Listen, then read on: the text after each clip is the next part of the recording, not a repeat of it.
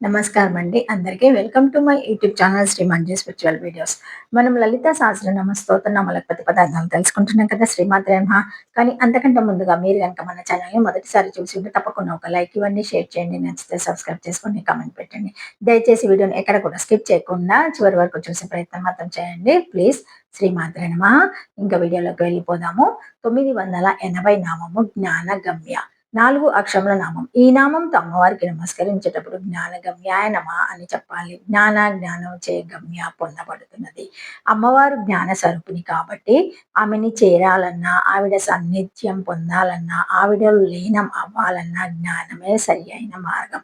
మనం పొందవలసిన ధ్యేయాన్ని బట్టి మనం ఎదుర్కోవాల్సిన మార్గం నిర్ణయింపబడుతుంది. అవతలి వ్యక్తి కీర్తికాంక్ష కలిగిన వ్యక్తి అయితే 4 పొగడ్తలు మన దగ్గర ఉండాలి. అవతలి వ్యక్తి రాజకీయ నాయకుడైతే మన దగ్గర కొంత రాజకీయం ఉంటే దాన్ని పెట్టుబడి పెట్టాలి. అవతలి వాడు సేవా కార్యక్రమంలో ఉండేవాడైతే మనము కూడా కొంత సేవను పెట్టుబడి పెట్టాలి. ఇలా గమ్యాన్ని బట్టి మార్గం ఉంటుంది. అమ్మవారు పూర్తిగా జ్ఞాన స్వరూపిణి. అందువలన ఆమెను చేరడానికి జ్ఞానం ఒకటే మార్గం. అందుకే జ్ఞానదేవత కైవల్యం కేవలం జ్ఞానం చేత మాత్రమే తెలియదగుతున్నది లేదా పొందగలుగుతున్నది అన్నారు. జ్ఞానం చేత పొందగలుగుతున్నది అని ఈ నామాన్ని మనం అర్థం చేసుకోవాలి. జ్ఞానేన గమ్య విషయః జ్ఞానేన ప్రాప్యావః ఉక్తం చ కౌర్మః దేవ్యా యతు మే నిష్కలం రూపం చిన్మత్రం కేవలం శివం సర్వపాది వినిర్ముక్తం అనంతమామృతం పరం జ్ఞానకేవైన లభ్యం క్లేశేన పరమం పదం జ్ఞానమేవ ప్రవిశంతో మేమేవ ప్రవిశంతేతే ఇతి. శ్రీమాత్రే నమః. జ్ఞానంలో విషయమైనది లేదా జ్ఞానంతో పొందతగినది. కుర్మ పురాణం నందు దేవియే ఇట్లు చెప్పినది. నాకు సకలము నిష్కలము అనే 2 రూపాలున్నాయి.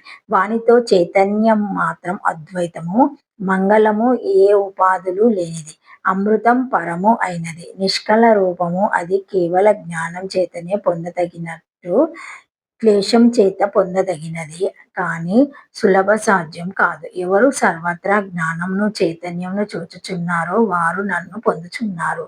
నాలో ప్రవేశించుచున్నారనగా కైవల్యం అనుభవించుచున్నారని ఆమె చెప్పినది. 4 అక్షరముల నామము. శ్రీమాత్రే నమః.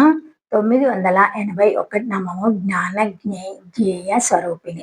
8 అక్షరముల నామం. ఈ నామంతో అమ్మవారికి నమస్కరించేటప్పుడు జ్ఞేయ స్వరూపిణ్యాయ నమః అని చెప్పాలి. జ్ఞానము జ్ఞేయం జ్ఞానము చేత పొందబడుతున్నదని స్వరూపిణి స్వరూపంగా గలది.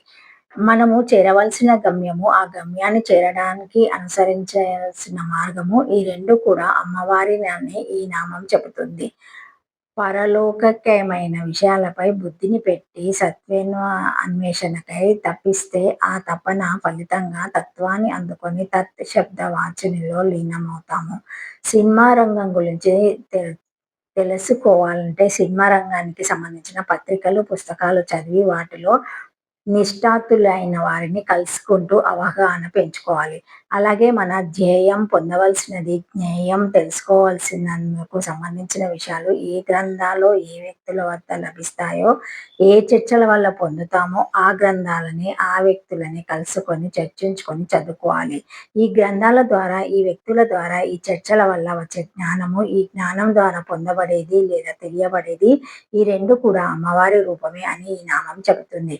ధారణ, ధ్యానము ఏ విధంగా సమాధిలోకి దారి తీస్తాయో అలాగే జ్ఞానం, ధ్యేయం కూడా ఆ 2 రూపంలో ఉన్న అమ్మవారి దగ్గరకు దారి తీస్తాయి. జ్ఞానమును, ధ్యేయమును తన స్వరూపంగా కలిగినదని ఈ నామానికి అర్థము.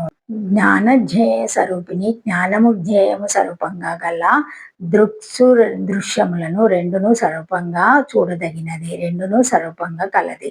జ్ఞానం అనగా దృక్కు చూచుచున్నది. ధ్యేయం అనగా దృశ్యము చూడదగినది. ఈ రెండును స్వరూపంగా గల 8 అక్షరముల నామం. శ్రీమాత్రే నమః. Thank you for watching my video. Please like, share, comment, subscribe to my channel. మరిన్ని వీడియోస్తో మళ్ళీ కలుస్తానండి. ఈ వీడియో కనుక మొదటిసారి ఎవరైనా చూసి ఉంటే తప్పకుండా ఒక లైక్ ఇవ్వండి, షేర్ చేయండి, నచ్చితే సబ్స్క్రైబ్ చేసుకోండి, కామెంట్ పెట్టండి. ప్లీజ్ హైప్ ఇవ్వడం కూడా మర్చిపోకండి. తప్పకుండా హైప్ ఇవ్వండి, సబ్స్క్రైబ్ చేసుకోండి. శ్రీమాత్రే నమః. Thank you.